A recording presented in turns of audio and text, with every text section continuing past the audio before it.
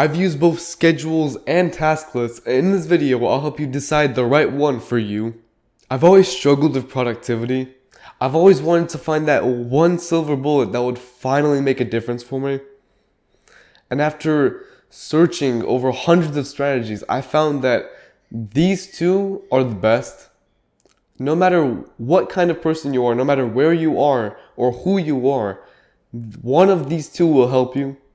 I can guarantee that. So let's dive right in and find out which one is the right one for you. Task lists. Task lists are when you just write out every single thing you have to do in no particular order. You just write them out, and then afterwards, when you're done with it, you just cross it off. And it's that simple. There's no inherent timetable. There's no inherent anything. All it is just 5 things that you write down, and then you just check them off throughout the day. It's very flexible.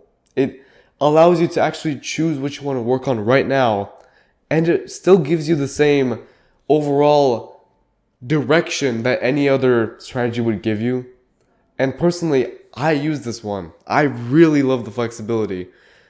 But yet, I know a lot of people who write down a task list and then they either forget about it or they don't feel pressured enough to actually take action because of it. And there's 2 solutions for this.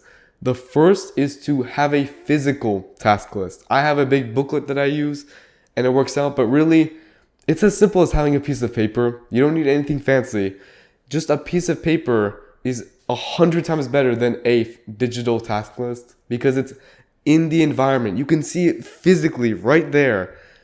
And so you're less likely to forget about it. For the second one, you might be able to put in some time limits, but really, I think it's easier if you try out a schedule. And on that note, schedules. Schedules are when you have a timetable of things that you do every single hour of every single day. It's like at 8 a.m. I'll wake up, and then at 9 a.m. I'll record a video, and then at 10 a.m. I'll eat breakfast, something like that. And each block that you write down is just however long you want it to be, and you get to choose everything about it.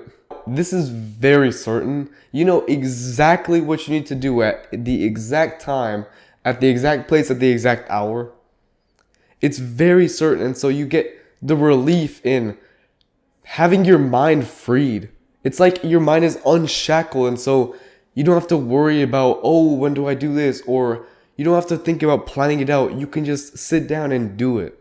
Now again, there's 2 major problems that come up with schedules. The first is that it gets messed up. So you maybe take too long on the first thing and then it messes up your whole timetable. And the second is that it still doesn't feel urgent enough.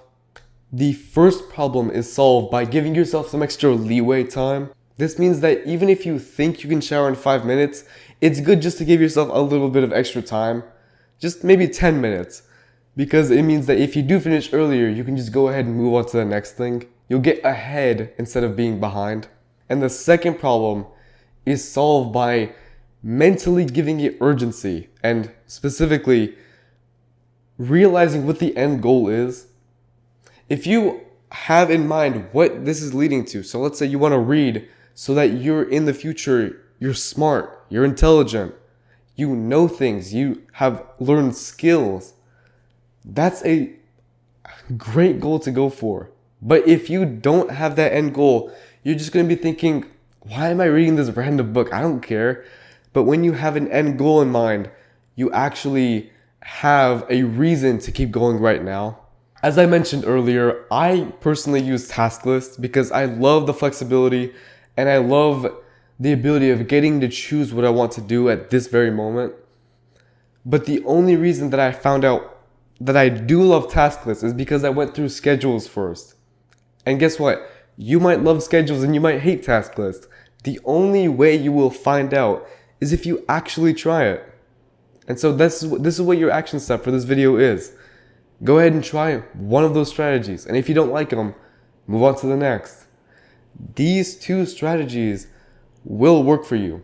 Either or. And if they both don't work for you, I'm sure there's some combination of things that you can do. Maybe a task list, but you also time it. Those 2, or a combination of them, will help you out. I can guarantee you, I can promise you from the bottom of my heart that they will help you. So go ahead and start. If you're interested in more personalized solutions for productivity, I wrote a free guide about procrastination down in the description.